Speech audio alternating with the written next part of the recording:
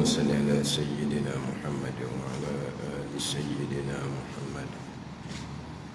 أعوذ بالله من الشيطان الرجيم. بسم الله الرحمن الرحيم. الحمد لله رب العالمين، والصلاة والسلام على سيد المرسلين وعلى آله وصحبه أجمعين. رب اشرح لي صدري ويسر لي أمري واحلل عقدة من لساني يفقه قولي. سبحانك لا علم لنا إلا ما علمتنا إنك أنت العليم الحكيم. ولا حول ولا قوة إلا بالله العلي العظيم. Kitab Pati Paridah, muka surat 39, baris yang kedua daripada atas. Baris yang kedua daripada atas. Qala al-muallif rahimahullahu ta'ala wa nafa'ana bi'ulumihi amin. Salah dan aslah. Salah baik, aslah yang terlebih baik. Salah baik dan aslah terlebih baik. Dan difaham daripada ta'rif harus itu. Mana ta'rif harus yang terdahulu?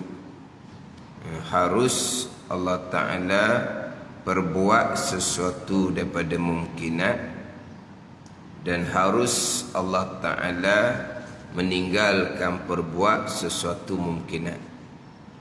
Harus Allah Ta'ala buat ataupun Allah Ta'ala meninggalkan dia, meninggalkan perbuat. Bahawasanya Allah tidak wajib atasnya, atas Allah, memperbuat sesuatu daripada mungkinat. Bahawasanya Allah tidak wajib atasnya, atas Allah, memperbuat sesuatu daripada mungkinat. Allah perbuat cuma semata-mata kehendak Allah Subhanahu wa ta'ala, iradah, sengaja sengelain Allah Subhanahu wa ta'ala. Allah tidak wajib perbuat sesuatu daripada mungkinat. Sebab apa? Sebab ta'rif harus terdahulu.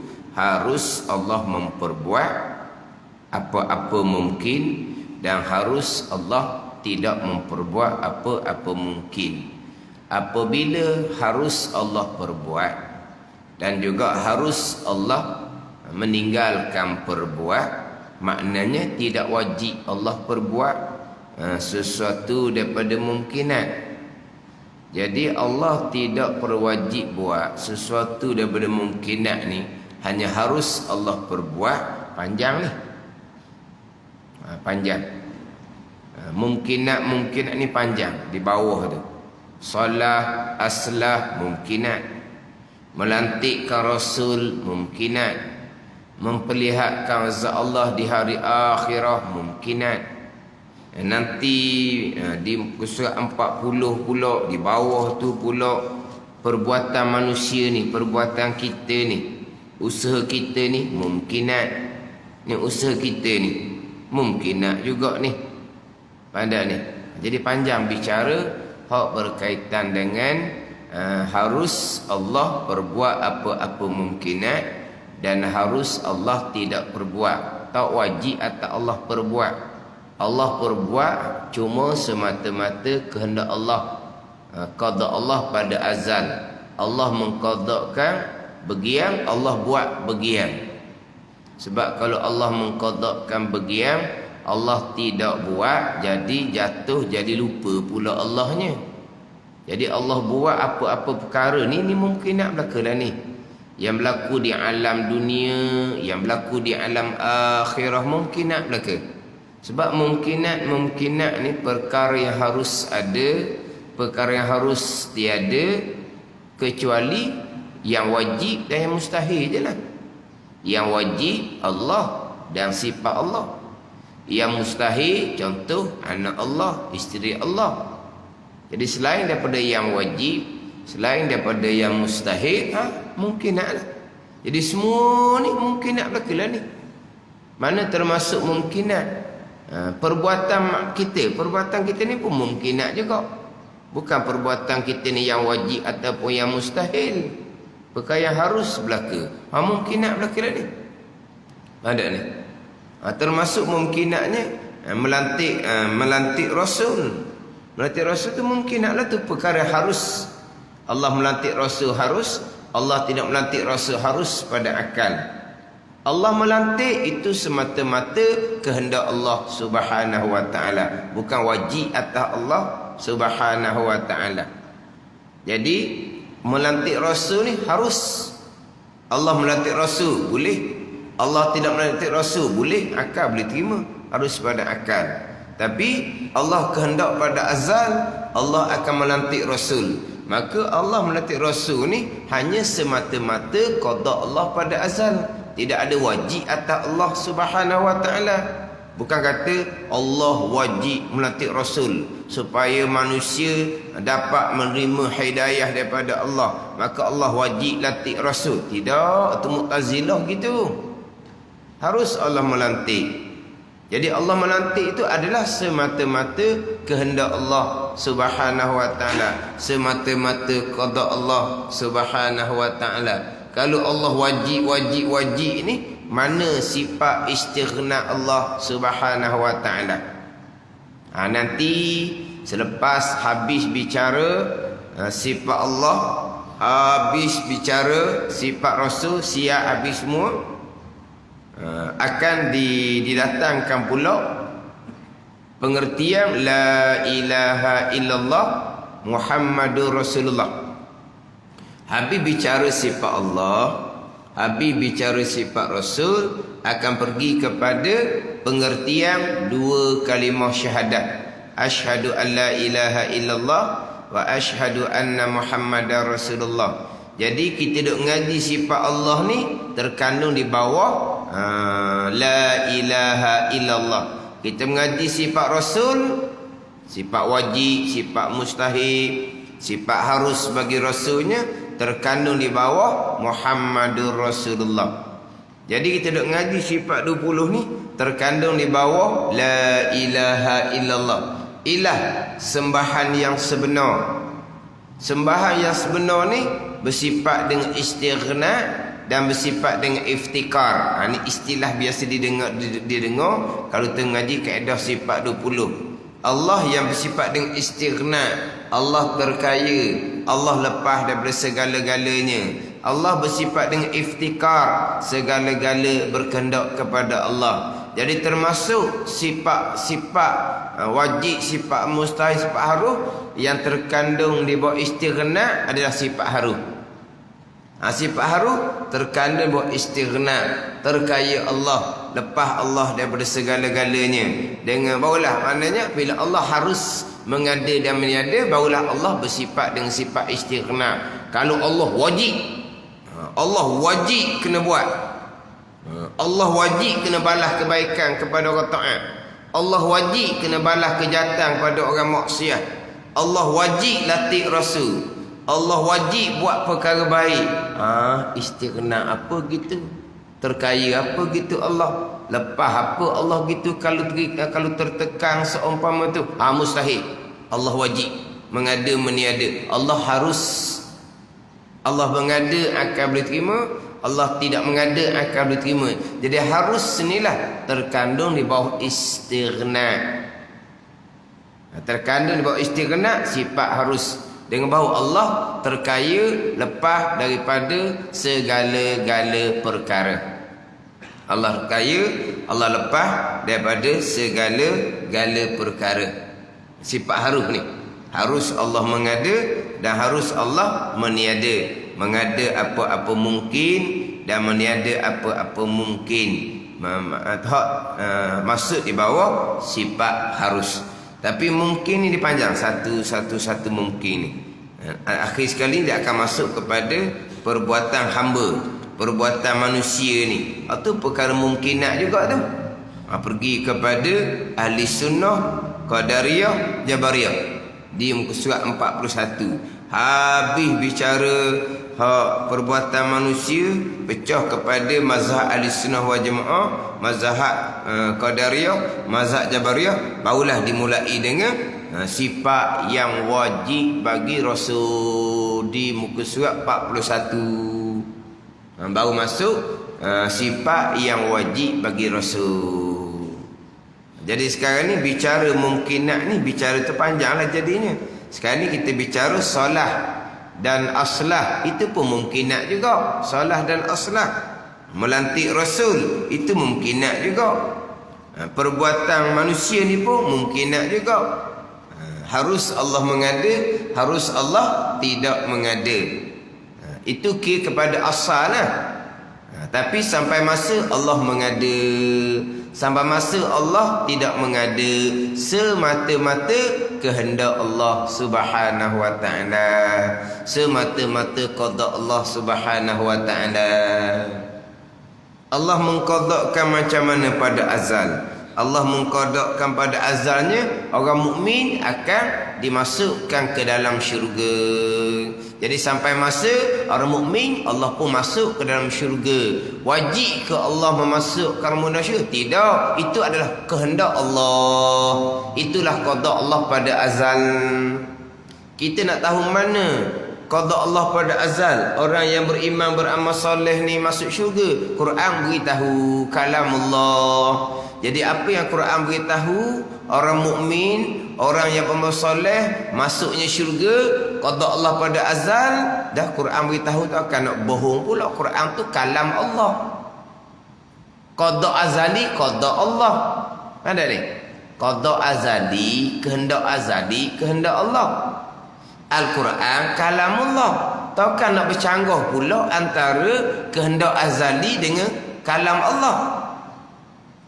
Kalau kita boleh tentu lagi lah, kehendak kok lain sebenarnya, tapi ada matlamat kok lain, kita pun cakap pasal lain. Sebab apa cakap pasal lain tu? Bohong lah orang panggil. Tu kita, kehendak hati kita pasal lain. Tapi oleh kerana sesuatu kepentingan, kerana satu hal, kita cakap pasal lain. Pelik apa? Pelik apa kita manusia? Jadi apa yang Tuhan kehendak pada azal, apa yang Tuhan qada pada azal, itulah hak ada dalam Quran tu, ya tu. Kalamullah tu. Qada Allah. Al-Quran kalamullah. Jadi Quran beritahu macam mana? Quran beritahu orang beriman, beramal soleh akan dimasukkan ke dalam syurga. Tahu dah lah kitanya. Qada Allah pada azal, orang beriman beramal soleh adalah syurga. Orang kafir, qada Allahnya neraka. Tahu mana? Quran beritahu, innal ladzina kafaru min ahlil kitabi wal musyrikina fi nari jahannam khalidina fiha. Innal ladzina kafaru min ahlil kitabi wal musyrikina fi nari jahannam khalidina fiha. Sesungguhnya orang kafir daripada ahli kitab, kafir daripada orang musyrik, mana apa? Di dalam api neraka kekal selama-lamanya. Kalau Quran beritahu gitu kok, qada azalinya orang kafir kekal neraka. Tuhan pun masuk neraka kekal lah. Sebab itu qada Allah. Tapi kalau kira kepada kekuasaan Allah, Allah boleh buat segala-galanya. Sebab apa? Sebab orang kafir itu sendiri, kekafiran itu sendiri, qada Allah dah. Kalau kafir seseorang tu qada Allah, di hari akhirat Allah kena ke syurga, ada apa? Sebab kafir itu bukan qada Allah dah. Sebagaimana iman ta'ah seseorang tu qada Allah, bukan hak kita pun. Beriman seseorang qada qadar. Taat seseorang qada qadar, tak ada bahagian kita pun hakikinya la haula wala quwata illa billah. Jadi kalaulah iman taat seseorang tu memang qada Allah, Allah nak bunuh neraka di hari akhir, apa bendanya hak dia? Tu kira asal lah. Dah Quran beritahu macam mana? Quran beritahu itulah itu qada Allah. Quran beritahu orang beriman, orang beramal soleh, syurga. Hak tu akan Tuhan perlakukan di hari akhirat. Sebab itulah qada Allah.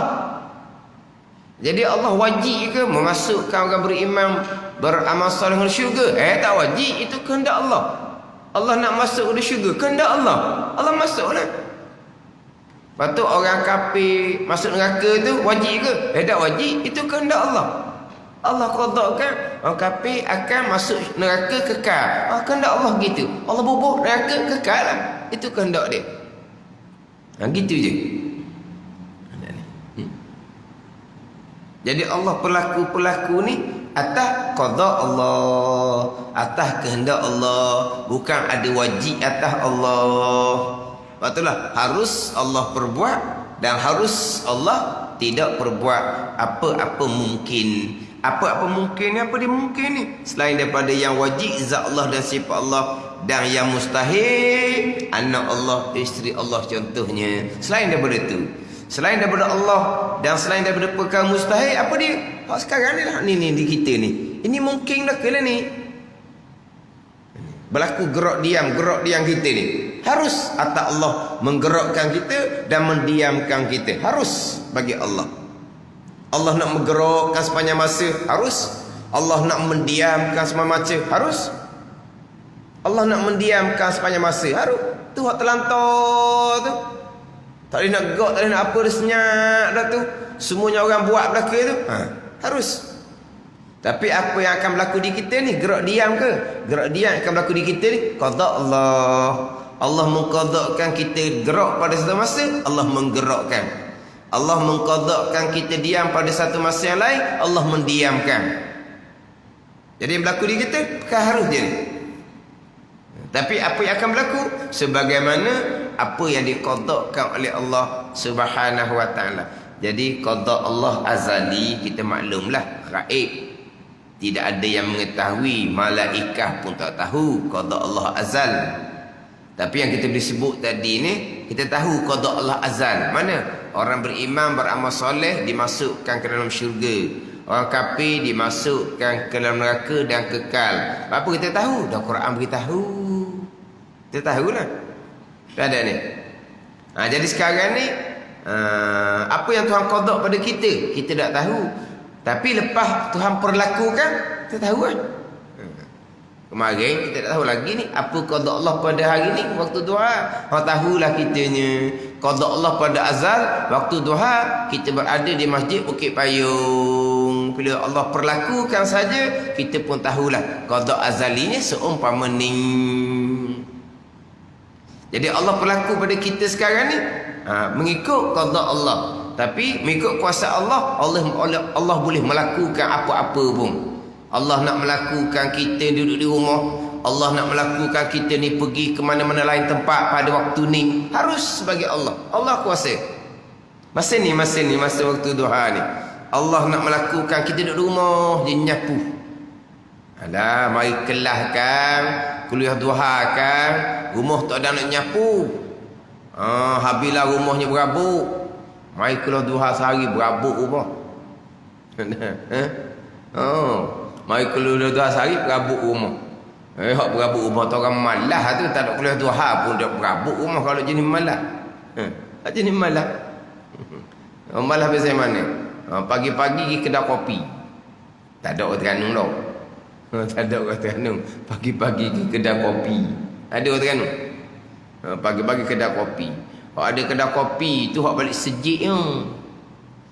Bukan pergi kedai kopi sebenarnya, balik sejik, dah sekelamin, di rumah tak ada orang, minum air lah. Gitu je. Jadi dulu jarang jumpa orang ada makan pagi. Dan ni ramai dah orang makan pagi. Orang tu lah, orang hak balik daripada keluar subuh. Gitulah. Nak pergi keluar duha, minum air kedai kopi dulu. Dulu jangan jumpa perempuan duduk kedai kopi. Tidak sama dengan orang Kelantan. Ki rumah tu lelaki ada. Opang apa mana kedai kopi. Opang kedai kopi. Tu lelaki ada di rumah. Tupang nak pergi masuk bilik air. Tupang nak masuk bilik air. Allah nak berjakah payah kata. Ni, pakai yang ni. Buat terabur kiri kanan nak pergi ke bilik tandas. Buat terabur kiri kanan nak pergi bilik tandas. Hak terabur kiri kanan ni, hak luar ada, hak dalam ada. Allah katalah. Bahkan hak tu caranya, kedai kopi. Ada juga macam tu. Mari keluar duha jadi bersekepoh rumah ada. Jadi maknanya waktu duha kita ni harus Allah buat kita duduk di rumah. Harus Allah perlakukan kita pergi ke mana-mana. Tapi dah qada azali menetapkan bahawa kita akan ada di Masjid Bukit Payung. Allah pun buatlah kita berada di Masjid Bukit Payung. Jadi Allah buat sebagaimana qada Allah. Tak ada wajib-wajib pun atas Allah Subhanahu wa taala. Tapi kalau ikut kekuasaan Allah, tadilah kalau ikut kekuasaan Allah pada saat ni waktu duha ni Allah boleh buat kita berada di mana-mana. Harus bagi Allah. Di mana-mana pun Allah boleh buat kita ada pada waktu duha hari Sabtu ni. Harus. Tapi Allah buat sebagaimana qada azali. Wajib kalau Allah buat harus. Sebab hak dia belaka. Jadi perkara mungkinat ni perkara semua ni lah. Semua ni harus Allah mengada dan harus Allah meniada. Harus. Dan dipaham datang hari harus itu bahawa Allah Ta'ala tidak wajib atasnya memperbuat sesuatu daripada mungkin. Allah tak wajib buat. Cuma Allah buat semata-mata qada Allah, kehendak Allah. Kalau Allah mengqadakkan pada azal, sampai masa Allah tidak perbuat, jatuh jadi lupa lala Allah Ta'ala pula. Macam kita kan, kita kehendak molek-molek dah, rancang molek-molek dah satu perkara, sampai masa terlupa, tak ingat nak buat. Itu kita. Tetapi Allah Ta'ala qada sampai masa Allah tak perbuat, itu mustahil. Sebab apa? Jadi lupa Allah Ta'ala. Jadi Allah Ta'ala buat semata-mata kehendak Allah, semata-mata qada Allah pada azal. Allah tidak wajib perbuat sesuatu daripada mungkinat. Tu faham daripada takrif harus Allah buat dan harus Allah tidak buat. Mana apa? Tidak wajib Allah perbuat. Ni nak pergi pada mana ni? Allah tak wajib perbuat ni. Dan setengah daripada mungkinat yang Allah harus je perbuat, Allah tidak wajib perbuat. Setengah daripadanya solat. Erti solat yang baik bagi hamba. Dan aslah alif sad lam ha, bukan alif sad lam alif ha, bukan tu. Alif sad lam ha, isim tafdil. Sama macam tajuk atas tu lah. Tajuk atas tu macam mana ejaan dia. Solah satu yang baik bagi hamba. Satu lagi tu aslah alif sad lam ha. Nak je gitulah. Bukan alif sad lam alif ha, bukan. Bukan islah gitu, bukan. Aslah isim tafdil. Jadi eja macam hak tajuk atas tu. Aslah. Dan setengah daripada mungkinat yang harus Allah perbuat, tiada wajib Allah perbuat, solat. Erti solat yang baik bagi hamba. Dan aslah, erti aslah yang terlebih baik baginya, bagi hamba. Harus Allah perbuat. Perkara baik harus Allah buat. Perkara yang terlebih baik bagi hamba. Perkara baik macam mana? Dia akan contoh di bawah tu, beri makan kepada hamba, ada rezeki makan. Aslahnya apa? Bukan setakat makan, tapi boleh makan hak sedap-sedap. Itu aslah. Jadi boleh makan biasa-biasa ni Tuhan buat baik. Boleh makan sedap-sedap Tuhan buat lebih baik. Maksud gitu. Tak ada makanan tu Tuhan buat perkara yang buruk. Pada ni. Hak baik Tuhan beri makan. Ada makanan cukup tak pernah lapar. Aslah ni Tuhan beri makan sedap-sedap, makan mewah-mewah, makan yang lebih baik. Asyik gitu. Jadi solat buat baik. Kalau kata contoh kata makan biasa-biasa. Kalau kata aslah makan hak sedap-sedap. Itu perkara mungkinat belaka. Harus Allah ni jadikan makanan kepada hamba, makanan biasa solat, dan harus Allah mengadakan makanan yang lebih baik hak aslah kepada hamba. Harus sahaja. Bersalahan bagi Mu'tazilah.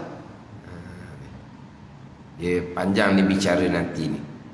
Dia akan berlawanan dengan Mu'tazilah belaka ni. Termasuk di bawah tu pun melantikkan Rasul, berbeza antara Ahlussunnah dengan Mu'tazilah, memperlihatkan zat Allah di hari akhirat, bersalahan antara Ahlussunnah dengan Mu'tazilah, pergi kepada perbuatan hamba pun bersalahan antara Ahlussunnah dengan Mu'tazilah. Sebab itulah didatangkan juga sifat harus Allah mengada, harus Allah yang tidak mengada, sebab nak tolak fahaman Mu'tazilah. Nak tolak fahaman Mu'tazilah yang berpegang wajib Allah balas syurga kepada orang yang beriman, wajib Allah balas neraka pada orang yang kafir. Jadi Ahlussunnah pun harus Allah mengada dan meniada apa-apa mungkin. Tak ada wajib-wajib atas Allahnya. Tak ada wajib-wajib atas Allah. Orang beriman Allah balas syurga, itu kehendak Allah pada azal. Orang kafir Allah Ta'ala balas neraka, itu kehendak Allah pada azal, bukan wajib atas Allah Subhanahu wa Ta'ala. Ada Mu'tazilah tu wajib. Orang beriman beramal soleh wajib Allah balas syurga. Orang kafir wajib Allah balas neraka. Ini solah dan aslah wajib Allah beri makan kepada manusia, wajib Allah beri makan sedap kepada manusia, wajib. Dia kat tu pula. Dan manusia Allah buat kan, beri makan wajib ni. Allah yang buat manusia kan, bukan manusia minta pun. Allah buat manusia sengaja sengeleng Allah, kehendak Allah, Allah beri makan lah. Ni Mu'tazilah wajib. Tu hak kebuluran tu tak boleh makan. Hak tu dia sendiri, bukan Allah kehendak. Apa dia sendiri? Dari malah kerja. Apa dia sendiri? Lagi perang, huru-hara. Jadi gitu kan. Ni Mu'tazilah. Lari kat tu. Ni kena faham boleh nak bab hak perkara harus ni. Nak tolak fahaman Mu'tazilah ni. Macam mana Mu'tazilah? Dan kita ahli sunnahnya harus Allah mengada dan meniada. Jadi di antara mungkinunnya adalah buat benda ni solat mungkinun juga. Aslah mungkinun juga, bukan perkara wajib, bukan perkara mustahil. Jadi Allah beri makan, harus bagi Allah. Allah beri makan yang lebih baik, lebih sedap, harus bagi Allah. Mu'tazilah dak. Bersalahan bagi Mu'tazilah. Ini golongan-golongan yang tergelincir, yang terpesong daripada pegangan Ahlussunnah Jemaah. Mereka itu berkata dengan makna beriktikad. Berkata dengan beriktikad. Bukan berkata bercakap ni. Bukan berkata bercakap ni. Berkata dengan makna beriktikad. Wajib atas Allah. Wajib. Tertekan atas Allah pula jadinya. Wajib atas Allah memperbuat solah dan aslah bagi hambanya. Solah beri makan kepada hamba, wajib bagi Allah. Buat aslah beri makan lebih makan, bukan sekadar beri makan tapi sedap-sedap, wajib bagi Allah Subhanahu wa Ta'ala. Wajib. Sebab apa?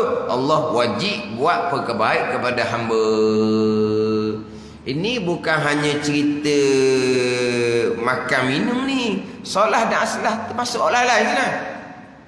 Allah Ta'ala wajib beri minum kepada hamba, minum biasa-biasa, minum yang sedap-sedap, wajib. Sebaliknya, kalau tak ada makanan, itu perkara buruk. Kalau tak ada minuman, itu perkara buruk. Bukan daripada Allah. Bukan daripada Allah pula dah. Jadi kita ahli sunnah ni dengan Mu'tazilah ni memang lari jauh lah. Perkara yang baik Allah wajib perbuat. Kita ahli sunnah harus Allah perbuat. Allah kehendak, Allah buat. Perkara buruk harus bagi Allah. Allah kehendak berlaku. Mu'tazilah dah. Hak baik wajib Allah perbuat. Hak buruk tak ada. Bukan Allah. Dia kira tu. Jadi sekarang ni beri makan kepada hamba tu wajib atas Allah. Hak kebuluran, hak tak ada makanan tu mana pula? Hak tu dia sendiri. Dia sendiri ke mana? Tadilah dia malah kerja kebuluran ataupun dia berperang. Berperang. Macam contohnya di tempat-tempat Asia Barat tu lah. Berperanglah tu. Akhirnya jadi pelarian. Bila jadi pelarian tak ada makanan, jadi kebuluran. Tengok budak-budak kesian. Tengok tu bukan Allah buat. Benda buruk Allah tak buat. Lepas tu manusia buat sendiri. Sebab apa? Sebab manusia berperang sendiri. Bukan kata tak cukup makan tu Allah tak buat. Berperang tu pun Allah tak buat. Sebab itu benda buruk. Manusia buat sendiri. Sebab apa? Kena balik pada umbi. Umbinya kat mana? Kita ahli sunnah, baik jahat, baik buruk, qada dan qadar. Mu'tazilah, baik je qada dan qadar, buruk jahat, hak tu bukan qada qadar. Jadi termasuk buruknya apa? Berperang. Atau buruk bukan qada qadar. Akhirnya kebuluran tak ada makanan, bukan qada qadar. Dia mari situ Mu'tazilah ni. Kita ahli sunnah dah, baik ke buruk ke qada qadar Allah Taala berlaku. Allah harus perbuat perkara baik kepada hamba, Allah harus perbuat perkara buruk ke atas hamba. Hak dia berlaku.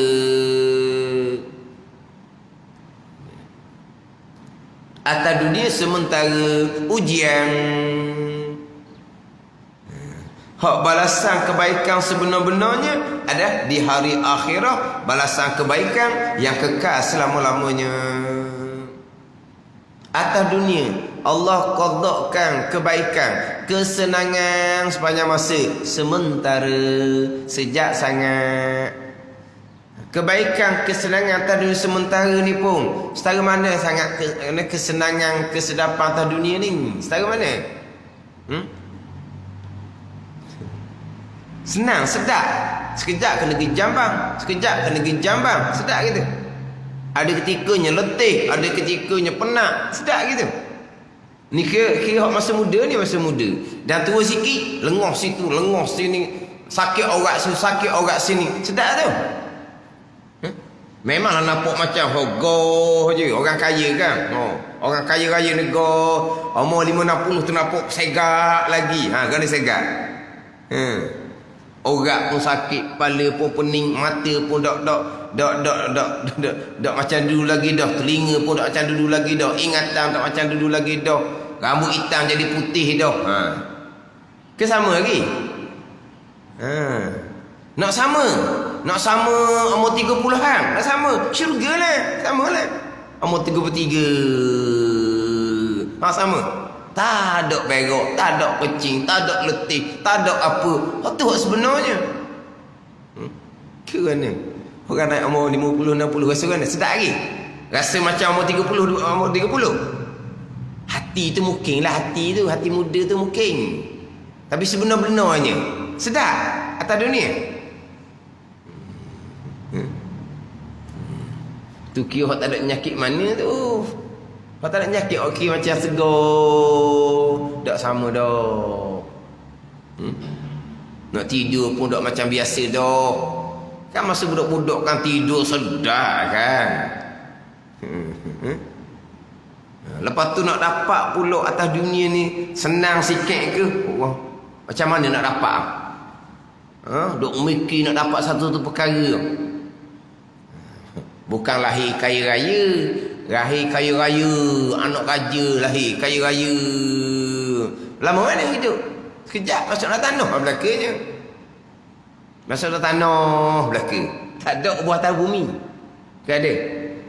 Hak biasa je bola tanah. Orang lebih buat atas ni atas bumi, buat atas, buat rumah. Ada? Tak ada bola tanah belaka kan. Mana? Takut ada tak tahulah. Dia buat satu bangunan, bubuh atas belaka, mayat. Tak, bola tanah belaka. Atas je nampak bangunan comelnya. Atas lah nampak bangunan comel. Tapi sombak dah tanah belaka. Kambuh dah tanah belaka kan.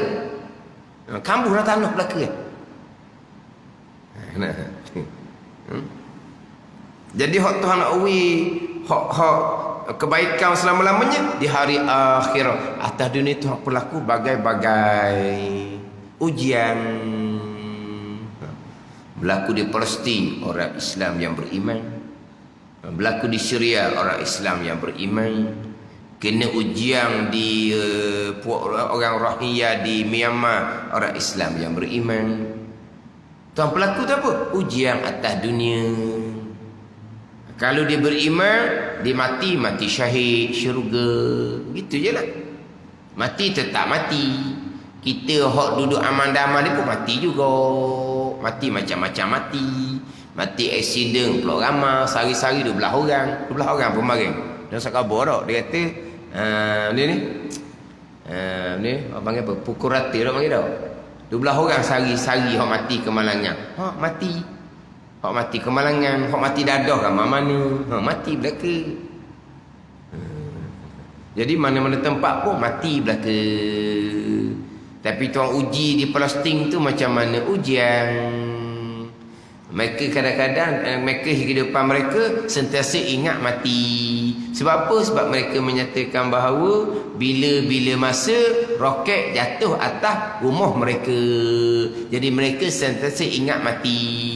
Kita ni aman damai, khoya je, berangan panjang-panjang. Tiba-tiba koh mati.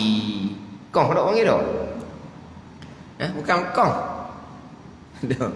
Koh tu ada tak? Koh tak panggil tak? Koh dah dianya. Ada koh. Kau panggil mana? Dia koh lama dah. Mati lama dah. Dah kan ramai kan? Mati dalam tidur, mati mengejut, mati tengah bermain. Main sedap-sedap main badminton, main bola, koh situ, mati situ. Ingat dah mati ya? Masa mati ya? Tak ingat, khoya lagi, angan panjang lagi. Ni cerita orang Palestin ni. Dia sentiasa ingat mati. Sebab apa? Bila-bila masa. Dan di kalangan keluarga mereka ada yang mati syahid, berjuang untuk lawan puak ni Yahudi laknatullah, mati syahid. Mati syahid boleh bagi syafaat kepada 70 orang ahli keluarga. Mati syahid boleh beri manfaat syafaat kepada 70 orang ahli keluarga. Dan kalau kita ada mati syahid, tak ada. Itu bahagian mereka. Dah kita nak ke orang itu, kita minta berlindung daripada perkara yang buruk dunia dan akhirat. Tapi terkadang ternampak rupa buruk, tapi di sisi mereka kebaikan. Terkadang ternampak benda kebaikan, tapi sebenarnya itu keburukan.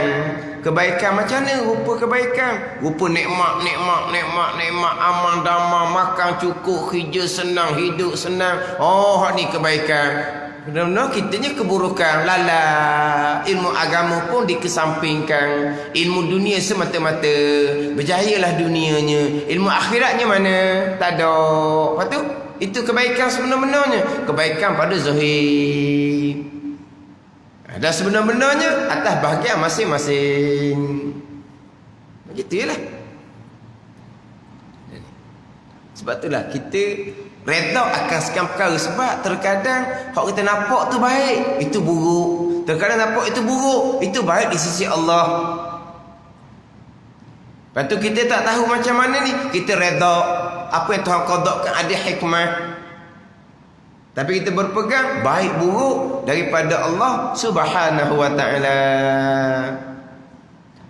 Mu'tazilah tidak. Hak baik je daripada Allah, hak buruk bukan datang daripada Allah Subhanahu wa ta'ala. Dia selisih situ dah. Di sisi situ dah. Jadi gi pada solah dan aslah ni bersalahan mu'tazil diselisih daripada awal lagi dah.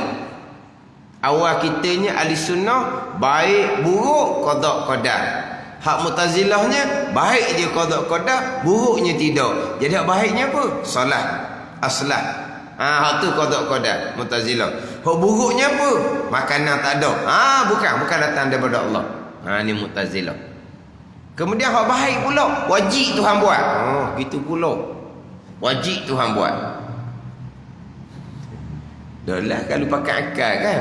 Dah manusia ni Tuhan buat kan. Dah Tuhan buat manusia, wajiblah Tuhan mencukupkan bekal untuk manusia. Jangan Tuhan beri manusia ni kebuluran. Tuhan buat manusia kan bukan manusia minta. Tuhan wajiblah buat baik. Biar cukup makanan. Tuhan wajib buat lebih baik. Makanan sedap, makanan mewah. Wajib bagi Tuhan tu. Sebab Tuhan buat manusia. Waktu berlaku kebuluran tu, tu dia. Dia sendiri tu. Malah lah apa semua dia sendiri. Tu Mu'tazilah. Jadi Mu'tazilah ni hak buruk bukan datang daripada Allah Subhanahu wa ta'ala. Tu umbi dia. Hak di rukun iman yang keenam. Kita baik buruk datang daripada qada dan qadar Allah. Cuma kita maklumlah pembicaraan kita terdahulu di sifat iradah panjang dan kita perhalusi panjang dah di sifat iradah tu. Termasuk pada pembicaraan ni perkara-perkara yang jahat dahulu di sifat iradah berkaitan dengan perkara-perkara yang jahat di muka surat 21 terdahulu. Jadi perkara jahat ni pegangan kita. Tetapi kita wajib beradab dengan Allah Subhanahu wa taala dengan bahawa jangan sesekali kita menyandarkan perkara jahat kepada qada dan qadar Allah Subhanahu wa taala. Hak di muka 21 dahulu. Bagi atas sekali itu dan ta'alluq oleh iradah pula akan yang baik dan yang jahat bagi seseorang, kerana keduanya baik jahat tu dikatakan mungkinun. Mungkinun lah kira tu ni kita bicara ni. Perkara baik pun mungkinun, perkara jahat pun mungkinun, datang daripada kehendak Allah Subhanahu wa taala. Bersalahan Mu'tazilah. Mu'tazilahnya perkara jahat bukan kehendak Allah Subhanahu wa taala. Tetapi walaupun kita berpegang perkara jahat datang dari kehendak Allah, kita ini wajib kita beradab dengan bahawa jangan sesekali kita menyandarkan perkara yang jahat, yang buruk kepada qada Allah Subhanahu wa taala. Jangan mudah-mudah pula berlaku benda tak baik qada qadar, jangan gitu. Bukan benda berdosa ni, benda yang tak berdosa pun jangan sandar kepada qada Allah Subhanahu wa taala. Nabi Ibrahim alaihissalam sakit pun tak sandar kepada Allah Subhanahu wa taala. Nabi Ibrahim sakit pun Nabi Ibrahim tidak sandar kepada Allah Subhanahu wa taala. Menjadikan akan daku Allah taala, minum akan daku Allah taala. Sakit ni bukan Allah taala dah, aku sakit. Ni Nabi Ibrahim alaihissalam beradab. Wa iza maritu fahuwa yashfin. Dan bila sakit oleh aku, maka ia Allah yang menyembuhkan akan aku. Bila sakit oleh aku. Di awal ayat tu allazi khalaqani wa huwa yahdin. Allah Taala yang menjadikan akan aku dan Allah Taala yang beri petunjuk akan aku. Siapa yang menjadikan aku? Allah Taala. Wallazi huwa yut'imuni wa yaskin. Dan Allah Ta'ala yang minum akan daku dan memberi makan akan daku, dan Allah Ta'ala beri minum akan daku. Menjadi akan daku Allah, beri makan akan daku Allah, beri minum akan daku Allah. Wa iza maritu, bila sakit oleh aku. Apa bila sakit oleh aku ni? Nak beri sama ayat. Wa iza amradani fahuwa yashfin lah. Bila Allah menjadikan aku sakit, maka Allah menyembuhkan akan aku. Patut gitulah. Sebab ayat terdahulunya, dan apabila Allah Ta'ala yang menjadikan akan daku, Allah yang menjadikan akan daku, Allah yang beri makan akan daku, Allah yang menjadikan aku sakit sepatutnya. Sama. Sekarang Allah Ta'ala yang menjadikan akan aku. Allah Ta'ala yang makan akan aku. Allah Ta'ala yang minum akan aku. Allah Ta'ala yang menjadikan aku sakit. Baru jadi ayat. Dah. Bila sakit oleh aku. Oh, sakit bukan Allah dah. Aku dah pula jadinya.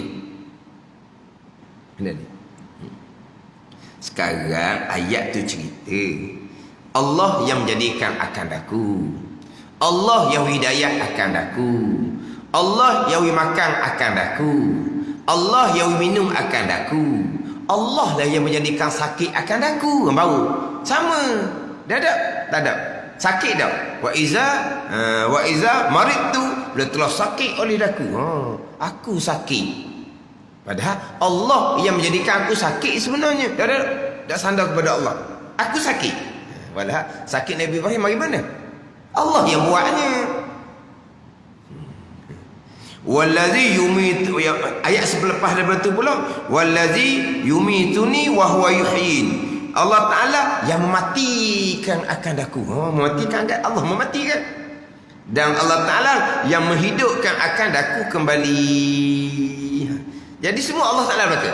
Menjadi akan aku Allah, berhidayah pun Allah, beri makan pun Allah, beri minum pun Allah, memati pun oleh Allah, menghidupkan kembali pun oleh Allah. Sepatutnya beri sakit pun Allah. Tak ada Allah. Wa iza maritu, bila telah sakit oleh aku sakit.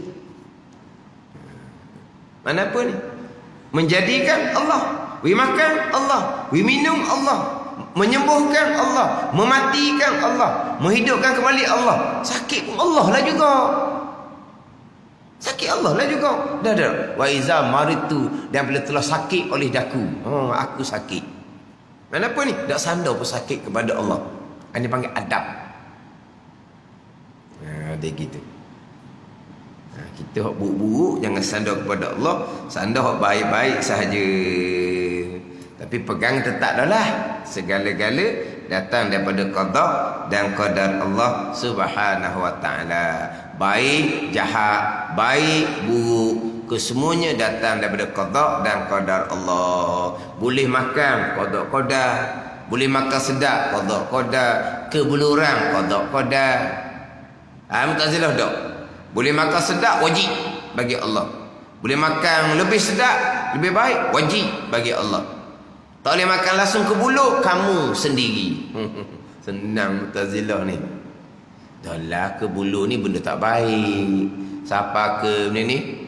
Mati ke bulu orang. Takkan Allah buat nanya kepada manusia seumpama tu. Allah tak buat ke bulu orang gitu tu. Lepas tu mari mana? Mari dia manusia sendirilah buat. Walah ke bulu orang ni tak semestinya peperangan. Ke bulu orang tak mesti peperangan. Kebuluran terkadang kerana kemarau. Dan kemarau siapa buat? Kemarau siapa buat? Allah buat. Betul? Kalau kikik kau akal tu, lari dah nak pergi kau Mu'tazilah ni. Tapi gitulah. Bila sebut bab perkara jahat qada ni pernah ditanya. Tanya direct. Ustaz, jadi hak berlaku di Palestin tu qada juga. Lah. Hak berlaku di Myanmar Rohingya tu qada juga. Siang lah kalau gitu Tuhan buat. Sedap dia tanya. Siang lah. Kalau qada juga hak berlaku di Palestin tu. Qada juga hak berlaku di Rohingya, hak Myanmar hak Rohingya tu. Siang lah Tuhan buat gitu. Takkan Tuhan buat gitu pada orang Islam? Dia pakai kok akal dia. Kalulah pakai kok Mu'tazilah, Tuhan tak buat benda buruk. Dari Palestin tu siapa buat? Yahudi buat. Tuhan tak buat tu benda-benda buruk gitu. Tuhan tak buat. Dan Yahudi tu siapa yang jadikan? Bukan Tuhan jadikan. Jadi sendiri Yahudi. Lepas tu Yahudi tu boleh buat pandai macam-macam benda senjata tu. Bukan Tuhan buat. Tuhan belaka tu. Ke Yahudi jadi sendiri. Lepas tu ketika Yahudi nak pergi buat nahya kepada orang Palestin tu, Mu'tazilah kata Tuhan tidak kehendak. Tuhan tahu ke tak? Tuan tahulah Yahudi nak nanya Palestin. Dah Tuhan ada kuasa kan? Tuhan ada kuasa. Tuhan boleh sekat ke tak? Tuhan boleh sekat tak? Biar jadi orang Yahudi tu mati belaka ke bulu orang ni sakit perut belaka ke lupuh belaka ke. Tuhan tak boleh buat. Tuhan boleh buat. Apa Tuhan dah buat? Tuhan ada kuasa kan? Dah sama juga nak pakai akal. Nanya Tuhan, kuasa ada. Orang Yahudi nak buat ke Palestin, Tuhan tak kehendak. Tapi Tuhan biarkan. Tuhan boleh sekat padahal. Super je kalau nak kira. Kalau Tuhan kehendak, jadi nanya ke orang Palestin. Kalau Tuhan kehendak. Kalau Tuhan tak kehendak, Tuhan tak kehendak. Tapi Tuhan boleh sekat ke tak orang Yahudi buat kan? Tuhan boleh sekat, Tuhan ada kuasa. Tuhan tak guna kuasa. Zalim juga kalau gitu. Kalau kira akal. Kefaham kau ni? Tuhan boleh sekat, Tuhan tak sekat. Tak ada fikir akal menutup dia belaka. Berlaku di bumi Allah, bumi Anbiya Palestin tu. Di bawah langit Allah, Yahudi boleh buat perkara yang Tuhan tidak kehendak dengan sewenang-wenangnya. Siapa hak power? Siapa hak kuasa? Allah ke Yahudi? Ni di bumi Allah ni. Palestin bumi Anbiya, bumi para nabi. Di bawah langit Allah. Allah tidak kehendak, tapi orang Yahudi boleh buat. Orang Yahudi boleh apa yang dia kehendak pada orang Palestin. Tak ada kehendak, tapi Yahudi buat di mana? Di bumi Allah, di langit Allah. Betul Allahnya macam mana? Kalau Allah tak kehendak. Jadi maknanya Allah lepas kekuasaan, jadi lemah Allah Taala pulaknya. Sama juga di Myanmar. Allah ada kuasa. Allah boleh sekat orang Buddha tu biar dia mati ke dia lumpuh ke, biar Allah tak buat. Akhirnya berlaku di Myanmar, di bumi Allah, di langit Allah. Orang Myanmar boleh buat satu perkara kejahatan pada orang Rohingya yang bukan Tuhan kehendak. Power lah merekanya di bumi Allah tu. Kalau bukan Allah kehendak, oh jauh lagi. Kehendak dia belaka, hak dia belaka. Ujian daripada Allah kepada orang Islam di Palestin, ujian daripada Allah kepada orang Islam di Rohingya, puak Rohingya. Tu jelah atas dunia. Akhirahnya macam mana bagi mereka? Atas bahagian masing-masing. Jadi seolah-olah juga, oh kalau berlaku di Palestin tu kehendak Allah juga, berlaku di Myanmar kepada puak Rohingya tu kehendak Allah juga. Jadi Allah zalim ke? Kalau tidak kehendak Allah, jadi macam mana pula? Lagi jauh kalau nak pakai akalnya. Tak ada pakai akal benda ni. Kalau pakai akal pun dah nak pergi yang Mu'tazilah ni. Jadi mana pun hak dia belaka. Dia nak pelakukan macam mana atas kehendak Allah Subhanahu wa taala. Tapi sesiapa yang dapat kebaikan sebenar-benarnya, kebaikan akhirah. Sesiapa yang dapat keburukan sebenar-benarnya, keburukan akhirah. Bukan atas dunia. Hak sebenar-benar tu je. Jadi Mu'tazilah ni banyak daripada akal. Jadi ayat tak nak terima akal ni. Kalau benda buruk ke bulu ni, tak nak terima akal. Maka Allah tak buat. Lepas tu we makan cukup, we makan sedap. Wajib Allah buat sebab Allah jadikan manusia. Bukan mereka tu. Tali sunnah harus segala-galanya atas kehendak Allah. Baik ke, buruk ke, atas kehendak Allah. Buat aslah ke, buat salah ke, buat salah ke, itu semua harus bagi Allah. Itu semua atas kehendak Allah semata-mata. Misal keduanya, salah dan aslah seperti beri makan, ia akan makan yang tidak sedap, dinamakan salah, makanan tak sedap.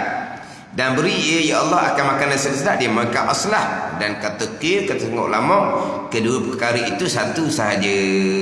Gitu.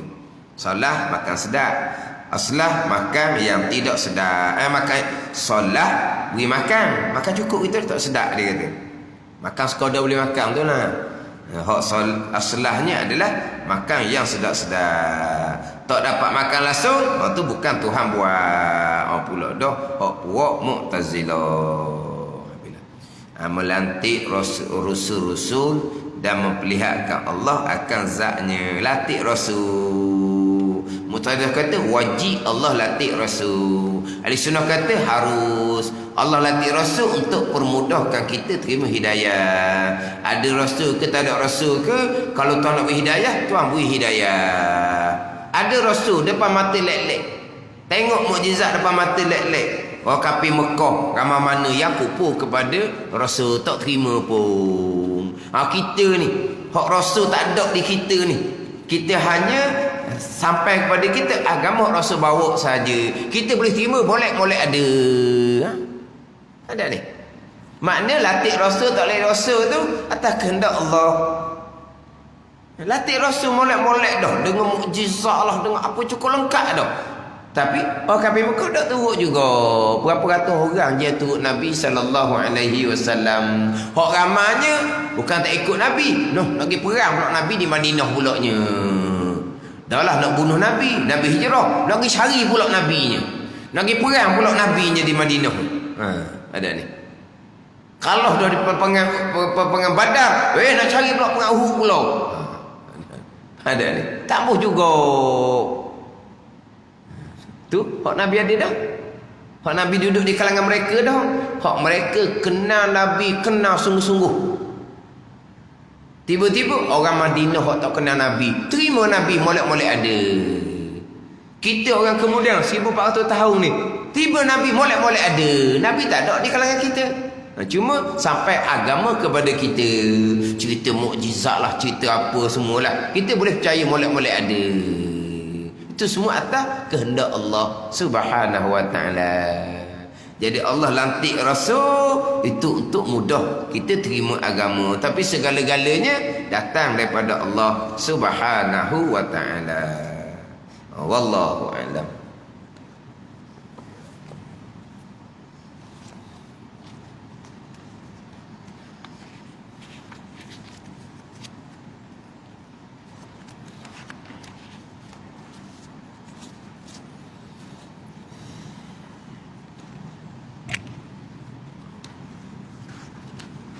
Ini kitab Hidayatus Salikin ke surat 9.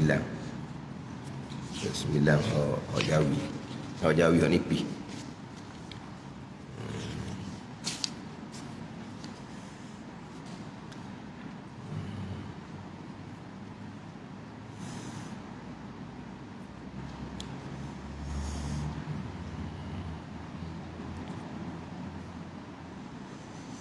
Kita baca itu kat mana? Seperti soal munkar wa nakir, iaitu dua malaikat yang khaybah lagi menakut. Betul? Mendapat ia akan mayat, maka bertanya keduanya. Betul-betul kat mana? Maka bertanya.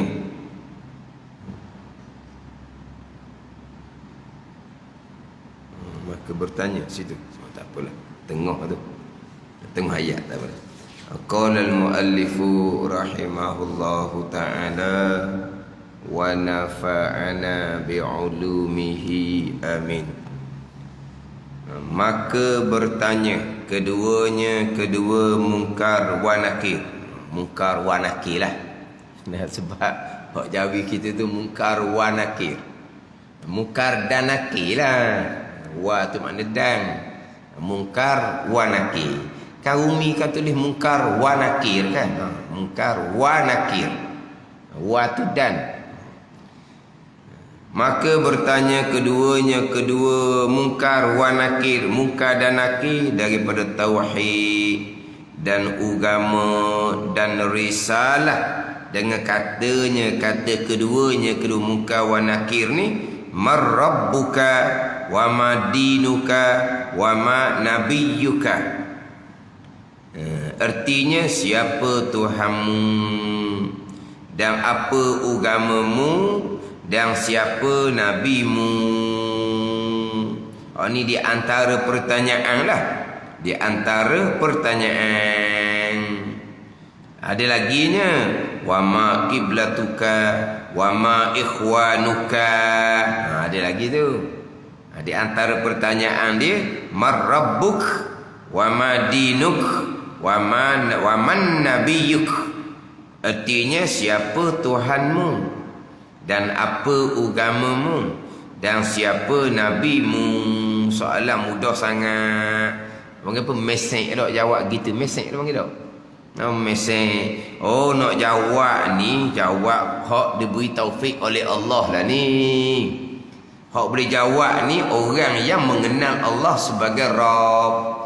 Orang yang mengenal Allah sebagai Rabb barulah boleh jawab persoalan mungkar wa nakir, mungkar dan nakir.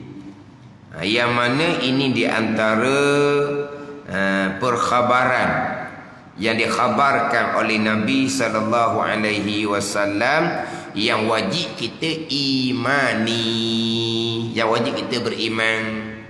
Kita wajib beriman dengan sekalian perkhabaran yang dikhabarkan oleh Nabi sallallahu alaihi wasallam. Di antaranya apa yang dikhabarkan oleh Nabi sallallahu alaihi wasallam, antaranya adalah perkara yang berlaku selepas daripada kematian.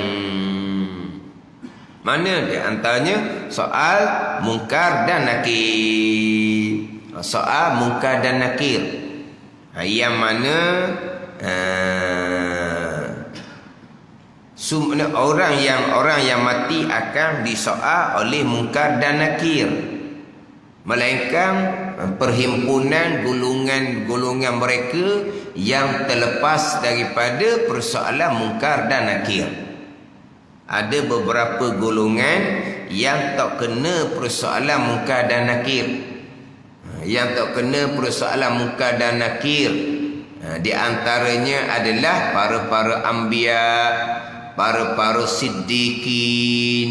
Lepas daripada mungkar dan nakir, orang yang murabit, orang murabitin. Murabit ni orang yang jaga sempadan.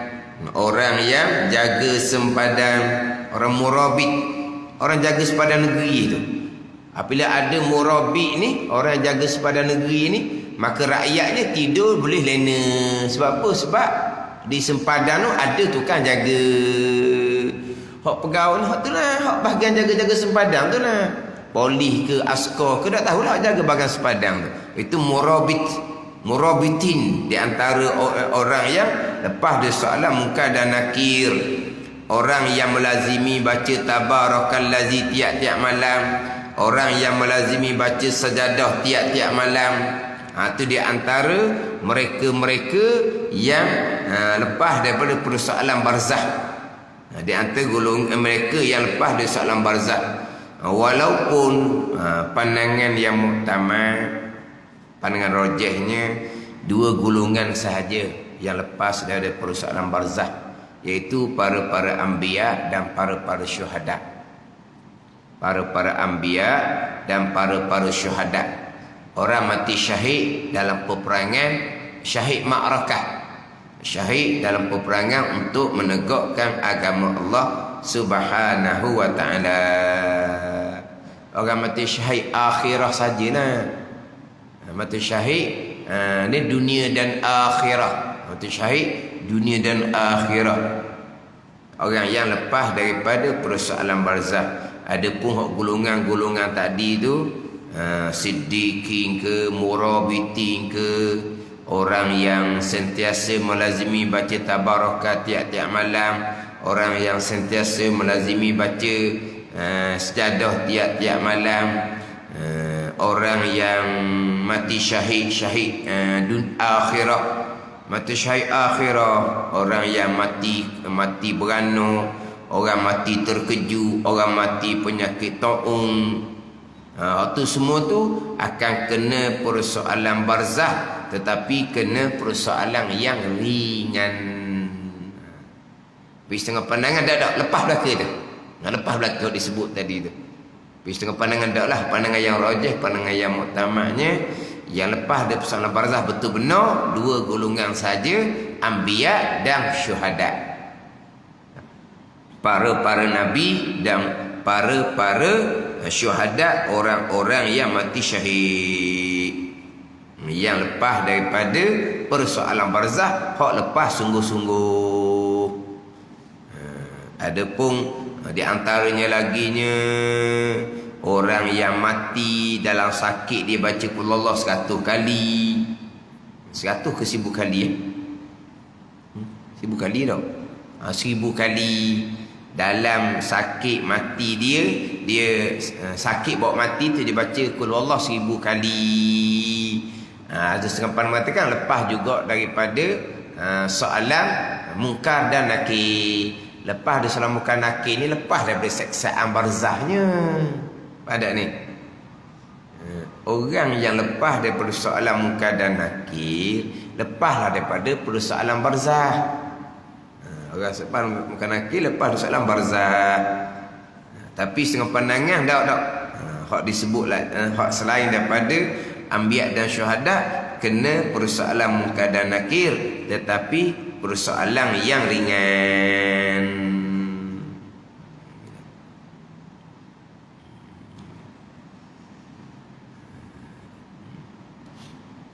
Kemudian lepas ada persoalan akan ada pula nikmat dan azab di alam barzah, yang mana sekalian orang yang berada di alam barzah tu akan kena himpitan. Apa ni? Kena kapit. Kena himpitan. Mana kena himpit belaka. Termasuklah kanak-kanak pun kena himpit juga, himpitan kubur. Dan orang soleh pun kena juga himpitan kubur. Yang tak kena himpitan kuburnya adalah para anbiya. Yang tak kena himpitan kuburnya di antara yang datang riwayat adalah Fatimah binti Asad. Fatimah binti Asad radhiyallahu anha pun tidak kena himpitan kubur. Fatimah binti Asad ni siapa? Isteri kepada Abu Talib yang beriman dengan Nabi SAW. Tak kena juga himpitan kubur. Adapun walaupun kanak-kanak sekalipun kena himpitan kubur. Walaupun orang soleh sekalipun kena himpitan kubur. Tapi himpitan manja, bukan himpitan menyeksa. Hak kena himpitan siapa ke ni, selisih tulang rusuk pun semua, itu orang yang derhaka kepada Allah. Memang semua akan kena himpitan. Malaikat tadi lah para anbiya tak kena himpitan. Mati budak-budak pun kena himpitan kubur. Orang soleh pun kena himpitan kubur. Tapi himpit apa? Himpit manja, bukan himpit menyeksa. Sebab saya pernah dengar tu, kena himpit kubur belaka, rapat kena rusuk belaka. Orang soleh pun kena juga. Tak. Himpitan menyeksa itu kena pada orang yang derhaka. Bukan kena kepada orang beriman, bukan kena kepada orang yang soleh. Himpitan yang menyeksa. Orang mukmin kanak-kanak tadi kena himpitan yang manja, himpitan kasih dia panggil. Bukan himpitan yang menyeksa. Kemudian kubur ni diluaskan sampai ke 70 hasta, diluaskan kepada orang beriman dan beramal soleh. Itu selepas daripada persoalan. Persoalan tu lah boleh jawab ke tak boleh jawab. Boleh jawab tak boleh jawab itu bergantung kepada iman dan amal masing-masing. Iman dan amal masing-masing lah yang menentukan sama ada boleh jawab ataupun tidak. Bukanlah kata benda ni soalan marabbuk, siapa tuan kamu? Allahu rabbina. Allahu rabbi. Soalan dahlah soalan mudah, soalan bocor pula. Mudah satu ada, soalan bocor pula. Boleh jawab, kita ngapalah. Kita dengar sokmo kan, orang ketika talqin tu kan dengar sokmo. Boleh jawab lah. Orang yang benar-benar mengenal Allah sebagai Rabb, sebagai Tuhan yang hakiki. Orang yang benar-benar mengenal Allah sebagai Rabb. Mar-Rabbuk, siapa Rabb bagi kamu? Rabb. Alhamdulillahi Rabbil Alamin. Segala puji bagi Allah. Allah Rabb, Allah Tuhan bagi sekalian alam. Rabb, Rabb lain makna, ilah lain makna. Sekarang ni pertanyaan, siapa Rabb bagi kamu? Siapa Tuhan bagi kamu? Rabb, Tuhan ni asasnya adalah keesaan pada perbuatan. Barulah kenal Allah sebagai Rabb. Dengan bahawa semua yang berlaku adalah datang daripada perbuatan Allah. itu baru kenal Allah sebagai Rabb, sebagai Tuan. Kalau mensyirikkan Allah pada perbuatan, tak nak jawab langsung tu. Tak ada benda lah, habis cerita lah tu. Kalau mensyirikkan Allah pada perbuatan, sebab asas kepada tauhid rububiyah, Allah Rabb, Allah Tuan adalah mengesakan Allah pada perbuatan. Mengesakan Allah pada perbuatan. Kalau mensyirikkan Allah pada perbuatan, habis cerita lah. Ada orang buat bandingan. Buat bandingan macam mana? Buat bandingan dia kata macam jam. Ketika tidak ada bateri jam, kita kena pulah tepi itu supaya jarum dia bergerak untuk kita letak time masa yang betul kan. Lepas daripada kita bubuh obat dia tu, obat jam, maka adakah kita perlu lagi pulah? Kita tak perlu pulah dah. Kita tak perlu pulah dah. Sebab apa? Sebab baterinya sudah ada. Maka jarum jam tu akan bergerak sendiri.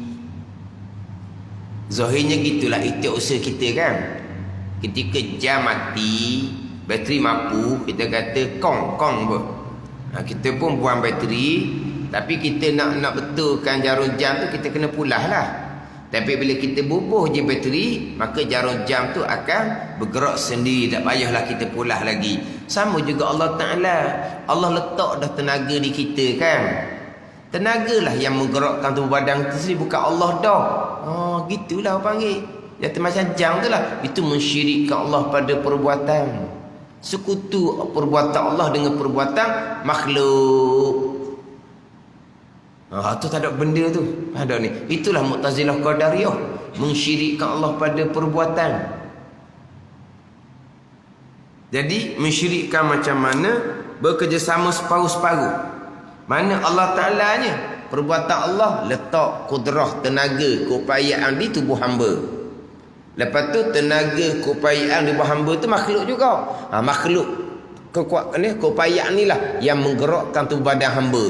Jadi Allahnya separuh, makhluknya separuh. Itu dipanggil mensyirik, mensekutukan Allah pada perbuatan. Lucu Allah sebagai Rabb, sebagai Tuan. Sebab apa? Sebab perbuatan bukan hak dia belaka. Lucu Allah sebagai ilah, sebagai sembahan yang sebenar, yang bersifat dengan istighna, yang bersifat dengan iftikar. Yang maksud dia bersifat iftikar Allah adalah wahdaniyah, qudrah, iradah, ilmu, hayah. Maksud dia bawah iftikar. Apabila keesaan Allah pada perbuatan, sekalian makhluk berkehendak kepada Allah Subhanahu wa taala. Tiba-tiba bukan keesaan Allah pada perbuatan. Perbuatan Allah hanya letak kuasa, keupayaan di tubuh hamba. Lepas tu bukan perbuatan Allah lagi dah. Perbuatan kekuasaan, keupayaan letak di hamba. Masa di hamba ada kekuasaan tadi, hamba sudah tidak berkehendak kepada Allah. Hamba hanya berkehendak kepada keupayaan makhluk yang Tuhan letak di hamba. Maka lucu Allah sebagai ilah, sebagai sembahan sebenar, kerana lucu sifat iftikar. Lepas tu nak jawab macam mana Allahu Rabbi? Pegangannya terpesong mensyirikkan Allah. Amal ibadah tidak diterima oleh Allah Subhanahu wa taala. Bukan nak jawab Allahu Rabbi ni di alam barzah. No, di khatimah ni macam mana? Di kesudahan ni macam mana? Dah. Akidah terpesong, amal ibadah kosong, tak nak terima, sepenuhnya dengan dosa-dosa. Macam mana nak kekal iman ketika kesudahan? Kalaulah berpegang dengan akidah yang salah, walaupun tak hukum kafir, amal ibadah Tuhan tak terima belaka, tak ada pahala, yang ada hanyalah dosa semata-mata. Jadi macam mana nak berhadapan dengan khatimah atas dunia masa nak mati? Ni nak cerita bab soal jawab dah ni. Kalau mati kufur, na'izabillah, tak ada benda dah. Habis dah.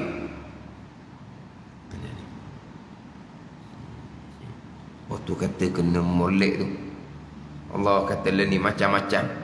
Orang mengajar pun serendar. Orang mengajar pun serendar. Soal pelik-pelik. Bab qada. Saya bab pengalaman pelik-pelik qada ni lepas. Oh dulu-dulu pun tak reti nak jawab juga. Tak reti nak jawab bab qada ni, tak reti nak jawab. Sebab apa? Sebab kita ngaji sejalan tu. Kita ngaji sejalan tu. Faham? Pegang. Itu soal lah. Baik jahat hak Allah Taala berlaku. Ada kita pegang. Yang berlaku semuanya perbuatan Allah berlaku. Hamba tak ada apa perbuatan pun. Gerak-geri hamba pun perbuatan Allah. Dah kita pegang, dah tak soal pun. Ni soal macam tadi. Gerak-geri hamba dak ya Allah buat dah sebab Allah letak dah tenaga di hamba. Macam kita letak bateri di jam tu lah. Bila letak bateri, jam tu akan bergerak tanpa kita pulas dah. Sebab ada dah. Nenek ada bateri, kuasa tu ada dah. Sekarang Tuhan tak dah kuasa di hamba kan. Dah payah Allah dah hamba dah sendiri. Allah kata, nak pergi ke mana tu? Jadi tukang ngajar pun ni cerita ustaz lain ni. Dia baru mengajar. Tak nak jawab. Nak jawab ke mana kata. Itu benda gaib.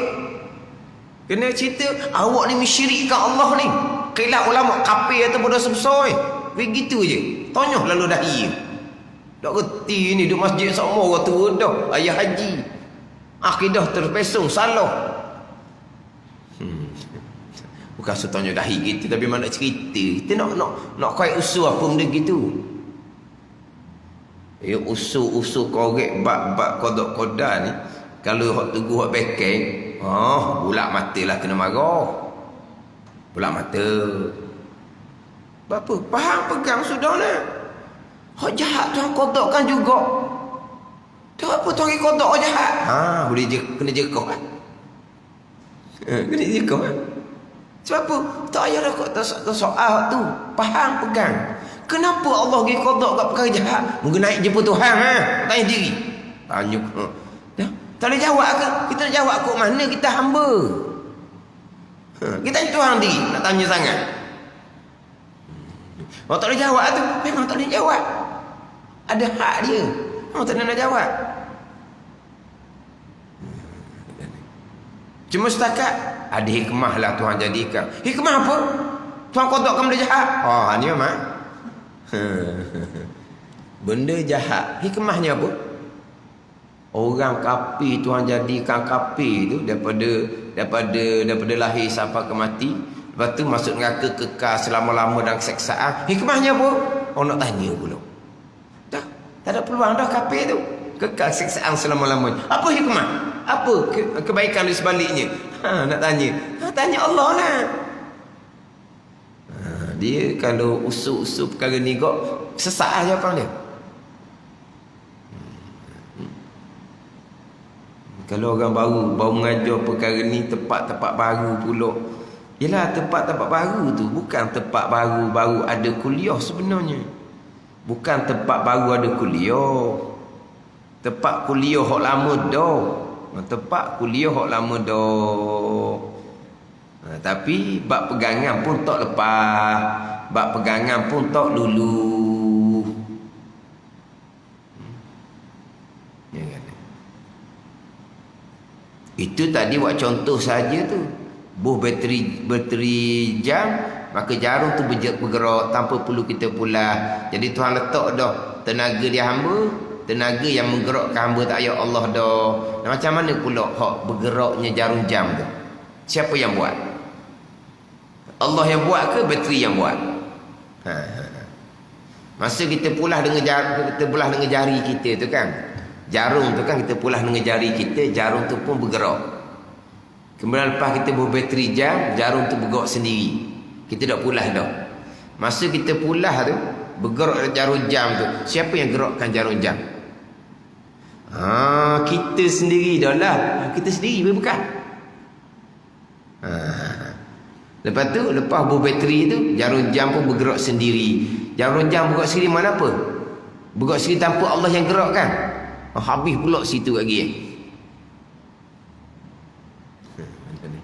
Yelah zuhirnya jarum jam tu kita pulang. Dia bergerak lah. Tapi bergerak jarum jam tu qada. Gerak jari kita ni pun qada. Tanda ni. Kita gerak jari kita hak tepi jam tu pun gerak, qada bukan hak kita. Bila tepi bulat tu bergerak, dalam tu bisa pun dia pun bergerak. Qada bukan turut, bukan sekali. Sekarang tangan jari kita berpusing buat gini, maka benda yang ada di jarum jam tu berpusing juga. Berpusing tu bagaimana? Mari daripada jari kita. Dah. Qada. Hak Tuhan belaka. Lepas benda tu berpusing, maka dia ada sambung ke dalam kan. Hak dalam pun bergerak, jarum jam pun bergerak. Qada belaka. Pegangan kita. Bateri jam, bateri baru. Padahal jarum tu bergerak dengan sendiri, bukan dengan sendiri. Allah yang qada-qadakan. Dah kata sendiri tu, sendiri dia makna kita dah usaha pula. Tu makna sendiri. Tapi hakikatnya qada. Kalau kata jarum tu bergerak sendiri pun tak salah. Tapi pegang kita, sendiri mana apa? Sendiri makna Tuhan tak buat. Oh siap Tadi kata sendiri. Sendiri makna kita tak payah pula. Itu makna sendiri. Tapi masa kita pula, jarum bergerak, qada dan qadar. Lepas kita berbateri, kita tak pula dah. Jarum bergerak, qada dan qadar. Itu pegangan kita ni. Tak payah dah. Allah letak dah tenaga di bateri. Allah letak dah tenaga di bateri. Maka tenaga di bateri itulah yang menggerakkan jarum jam. Itu pun akidah yang terpesong, mengsyirikkan Allah pada perbuatan. Lucu Allah sebagai Rabb, sebagai Tuhan yang hakiki. Nak jawab Allahu Rabbi macam mana?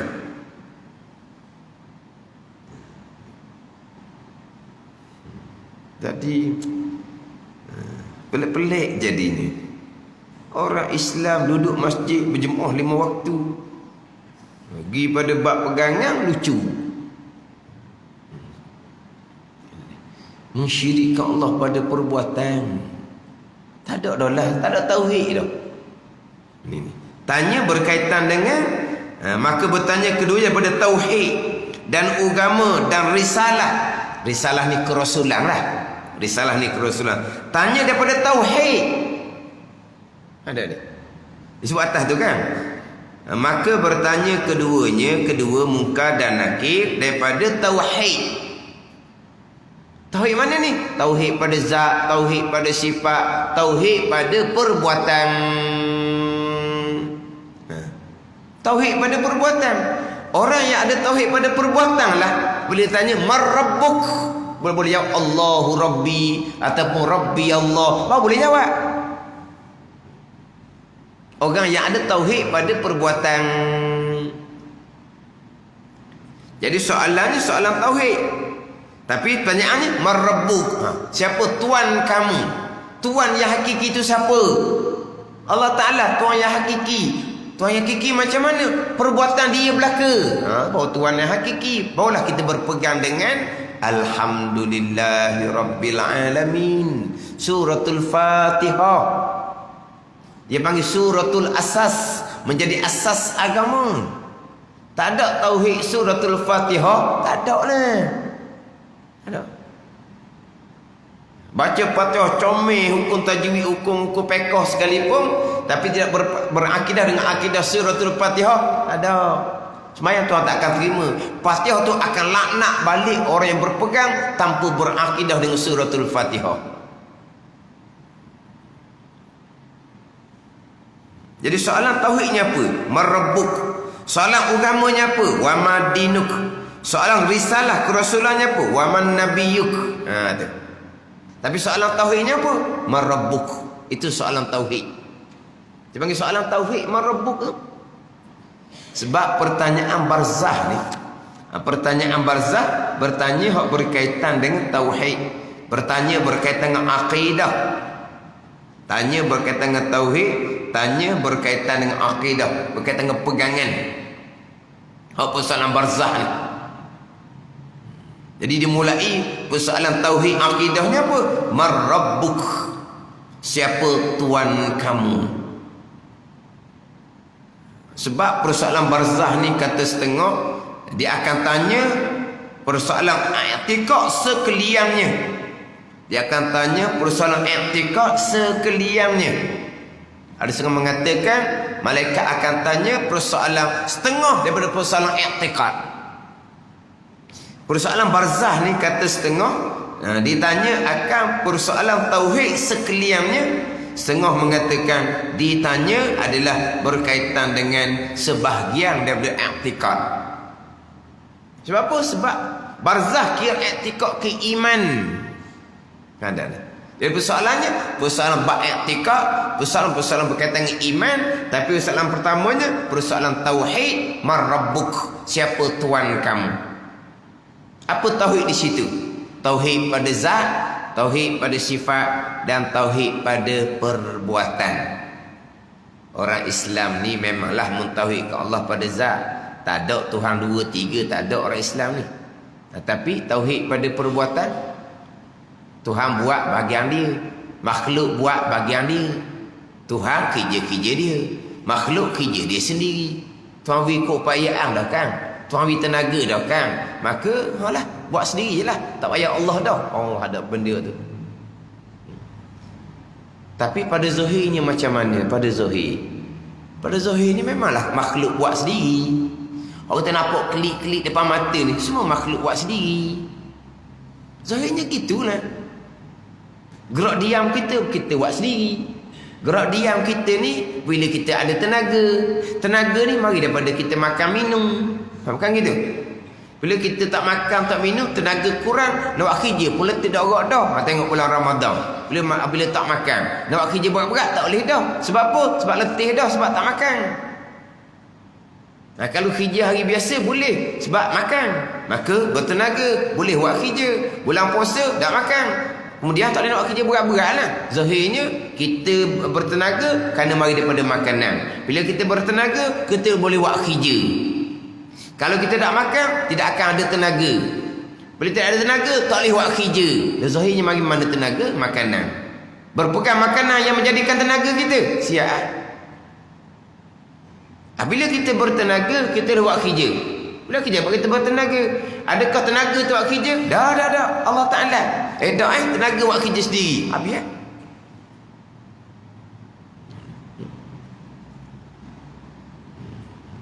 lucu tauhid pada perbuatan, lucu kita berpegang Allah sebagai Rabb, sebagai Tuhan yang hakiki, lucu Allah sebagai ilah, sebagai sembahyang sebenar, lucu sifat iftikar bagi Allah, bagi sembahyang yang sebenar. Kalau mensyirikkan Allah pada perbuatan, persoalan barzah, persoalan i'tikad, persoalan iman, persoalan barzah. Waktu kita kena mati molek bab i'tikad bab iman tu. Kemudian bila i'tikad iman kita sebenar, nak kuat pula, mari daripada amal ibadah zahir dan batin sempurna. Oh, cerita bab amal ibadah sempurna zahir dan batin. Untuk mengkuatkan iman, untuk mengkuatkan i'tikad, untuk mengkuatkan tauhid kita kepada Allah Subhanahu wa taala. Ada iman dan tauhid, barulah boleh jawab persoalan tauhid, persoalan akidah yang akan ditanya oleh Munkar dan Nakir. Dan keduanya malaikat itu, iaitu permulaan fitnah, kemudian daripada mati. Wallahu a'lam. Bismillahirrahmanirrahim. Alhamdulillahirabbil alamin, wassalatu wassalamu ala sayyidil mursalin wa ala alihi wa sahbihi ajma'in. Allahumma iftah alaina futuhal arifin, Allahumma allimna ilma akdamin, wa fahimna famas sabiqin, warzuqna ruqat talibin. Allahumma zidna ilma wa alhiqna bis salihin. Wa sallallahu ala sayyidina Muhammad wa ala alihi wa sahbihi wa sallam. Walhamdulillahi rabbil alamin.